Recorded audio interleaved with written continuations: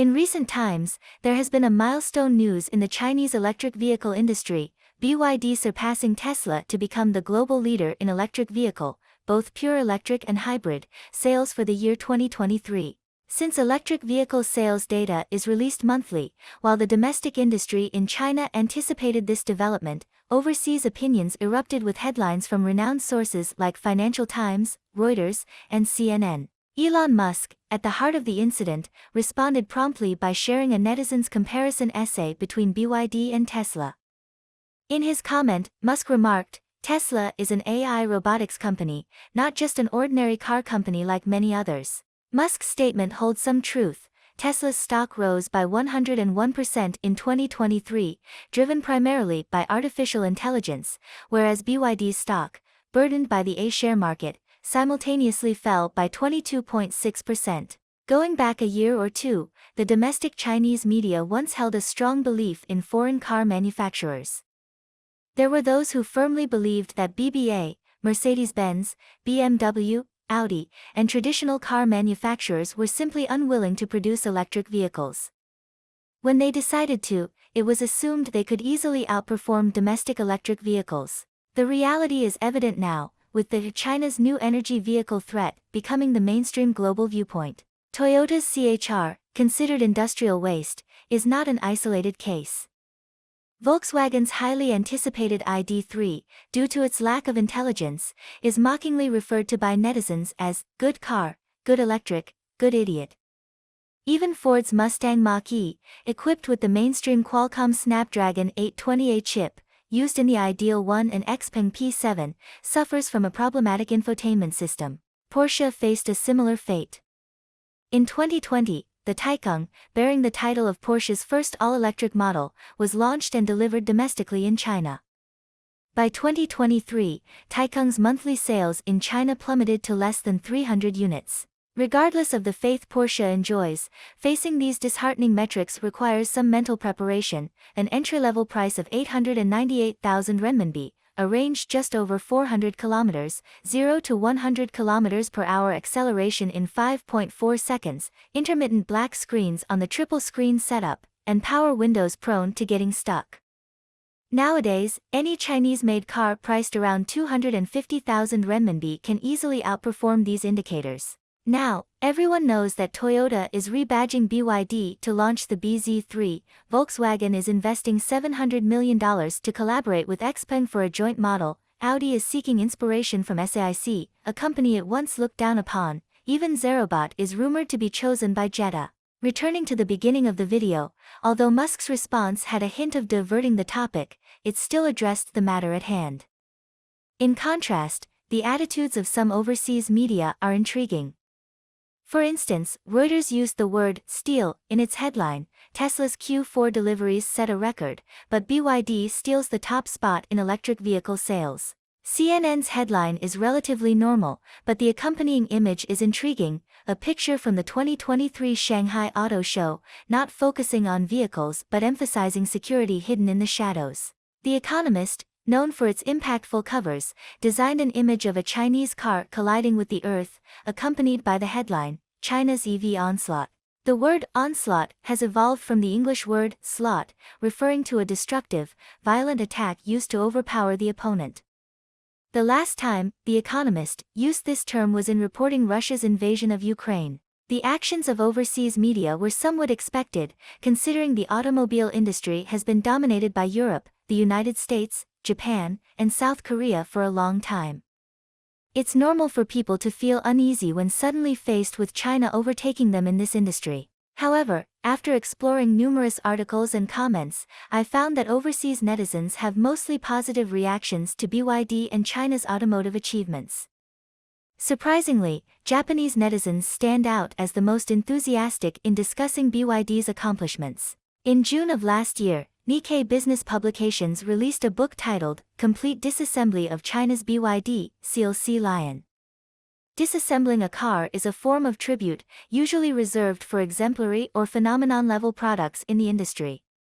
In 2022, CITIC Securities disassembled a Tesla Model 3 and published an extensive 94-page research report. Compared to media with biased perspectives, the views of industry and research institutions tend to be more objective because they understand a simple truth: biases can lead to substantial financial losses. The attitude of Japanese netizens may be more extreme. Under every post in the Japanese language world titled, "China's New Energy Vehicles Dominating the World," there are Japanese netizens shedding tears of regret. For example, one comment praises BYD almost like a dealership sales pitch. BYD EV, with its unique battery featuring safety, range, longevity, strength, and power, achieves low cost and high quality. On the other hand, another post refutes the idea of boycotting BYD. 95% of cobalt in lithium-ion batteries closely related to electric vehicles is produced in China.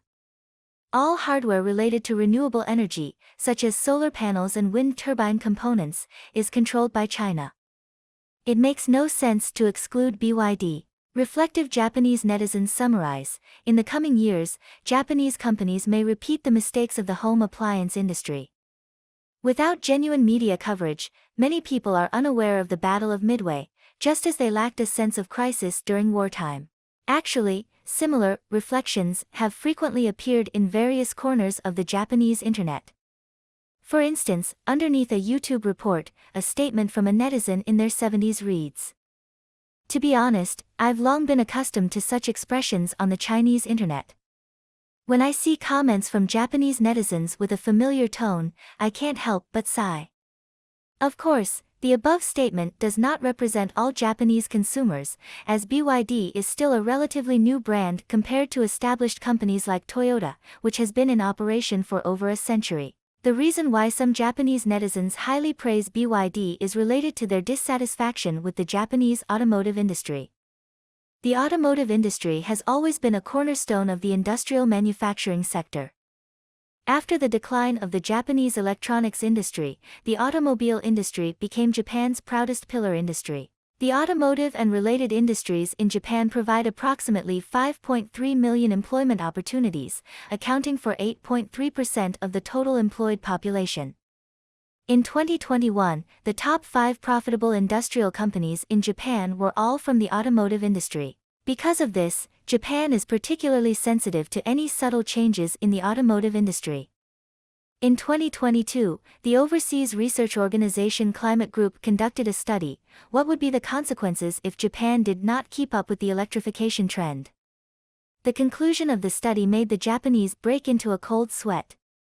If Japan does not catch up with the electrification trend, by 2040, the output value of Japan's automotive industry may decline by 50%, leading to the loss of 1.72 million jobs domestically, and the entire automotive industry would incur at least 80 trillion yen in profit losses. Bluntly speaking, the main culprit for this result is Toyota, particularly their failed attempts in hydrogen energy.